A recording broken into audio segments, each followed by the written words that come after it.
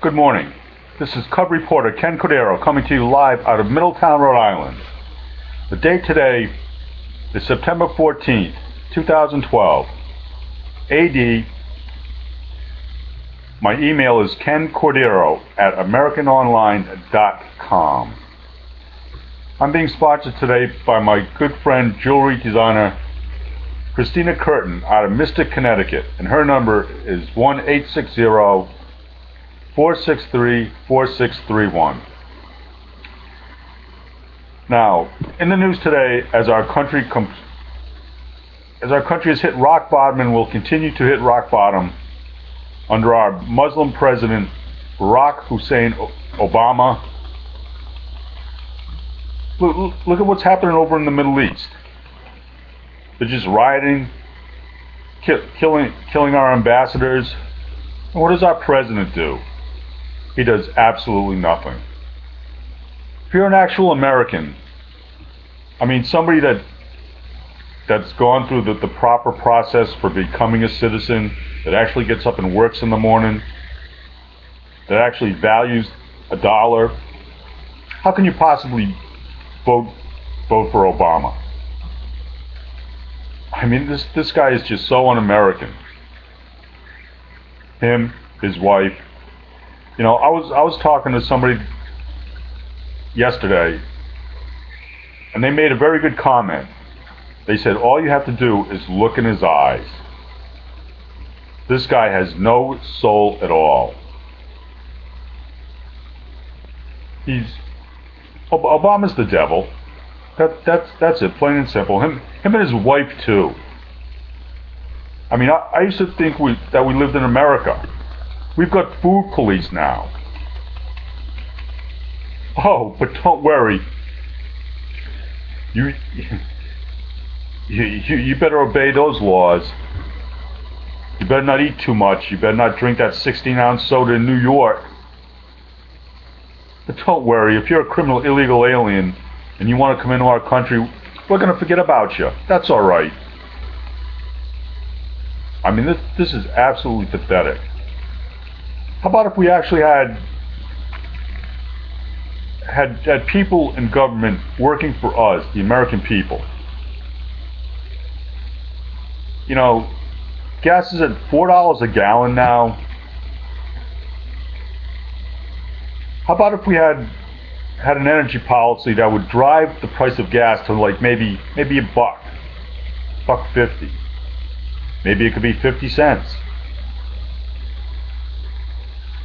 Mr. President, how about that instead of that idiotic people that you've got in your cabinet that want to drive the price up to $10? Or like for all you millionaires and billionaires out there, that they say if you make $250,000 now you're a millionaire. Oh well, I think maybe we're going to drop it to 200,000. I mean, even a couple of years ago, if you made like 300,000, you were only like middle class. You know, that was nothing. Then again, these people aren't capitalists. They're takers. That's what the president is. The president is a leech. I mean, I heard on the radio this morning Helen Glover talking to the man who did the film about President Obama, 2016. I mean, I could have told you that the president's just a leech. He doesn't mind spending money as long as it's not his. Right? All he did was party in high school, snort his brains out in college with his Arab buddy that bought all the coke. Right? I mean, and I've said a lot about the president, but I've never gotten on him for partying and stuff. But you know, everybody parties once in a while. I don't care if you party, if you want to go out and party. Don't do it on my dime though. You know, don't go spending all your money and then expect me to pay for you living the rest of the week. Morons.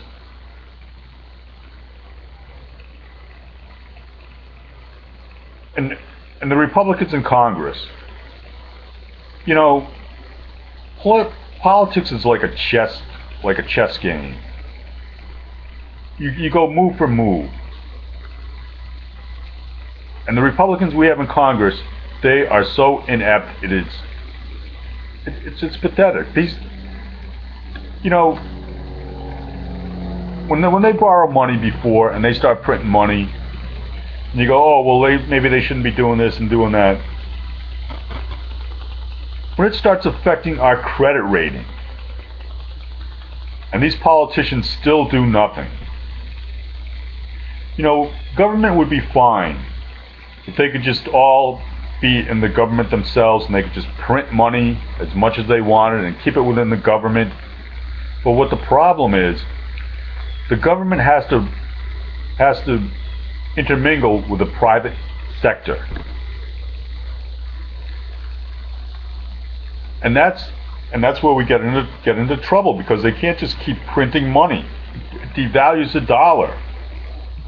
It drives up the price of everything.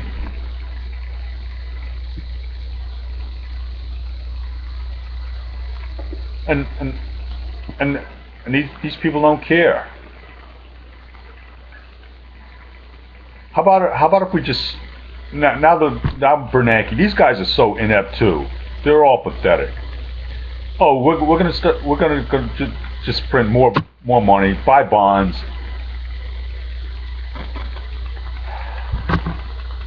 Why isn't President Obama? Why isn't he in jail? Why isn't he being impeached and thrown in prison? And you know, it should be him, Reid, Pelosi, and I'm beginning to think that these Republicans in Congress should be in prison with them, like Boehner, McCann, I don't know, all these that just go along with them. I mean, this people's lives are actually affected. You know, the United States of America is now like a third world country. I mean, if I've got prostate cancer, you can't go and, you know, do an examination of me and go, oh well, his lungs are fine, he's all right. No, I've got cancer. I've got prostate cancer. We're a third world country. Look at Detroit. Look at, if you just go up here to South Providence, that's a third world country. I know people that have been all around the world, and they don't want to walk in South Providence. You know, how about like last year, the year before at the Rose Bowl, they were all speaking in Spanish or something. Hey, this is the United States of America. Tell these people to speak English and get out. And I'm tired of reading. Every time I look at a label, it's in Spanish. This is America. We speak English. But our government doesn't want to actually represent us at all. Let's stop worrying about the Middle East and don't represent the Middle East or China or the world. How about, you know, ever hear this saying, a chain is only as strong as its weakest link? If I was president, I'd straighten out this country in about a month. First of all, I'd stop printing money. That's one thing. I'd keep all the money in the country. Add some value to it. Americans work. I've had to work all my life. I ain't complaining about working. I'm complaining because these people are making the dollar useless. And then how about this? If you're not in this country legally, like if you're a criminal illegal alien, get out of my country. You're actually taking somebody's job or taking money, so you're taking my money, you're stealing from me. Don't you believe in Jesus Christ? You're not supposed to steal. Don't be taking my money. I don't have any money. You know, get out of the country if you're not a citizen. And all these people you see, like, oh, all these girls, oh, we're undocumented and stuff. Well, good. I don't care if your parents brought you here. Go back to your own country with your parents. I don't care. Let's have a strong dollar. Let's add value to being an American again. You know, this is, I don't know. And another thing, there is no more truth. You can't get the truth in anything because the media, they don't tell you the truth anymore. The media's all for the president. If you just listen to them, there's no more journalism in this country. How do you know what's going on when there's no journalism? And you're living in a third world country, and the president, these people tell you, oh, don't worry about it. It's all right. You should be in jail. The president should be in jail. Hillary, she ain't no better. People think she's so great. Oh, she wants to run for president. She's pathetic too. And how about our military? How about if we actually stand up for our military, Mr. President? You're supposed to be the leader of the military. They have such stupid rules of engagement, or they can't even put bullets in their gun or something. You know, let's stop worrying about the rest of the world and worry about America, because America is the weakest link to the world, which will make us the strongest chain. And now I'm gonna sign off here. Remember, only God can help us now, and that's for you Muslims too. Because let me tell you something about Muhammad. He's a nobody. You might as well worship me, because at least I believe in Jesus Christ. And with that, remember, go to church, because God's a God who can do anything and everything. And when you go to church, He can help you in everything. He can help you in all other aspects of your life. Whereas, if you're just going to, say, like the gym, you get to work out, but that doesn't help you in everything else in life, because you're just going to the gym. So go to church. And with that, I'm going to sign off.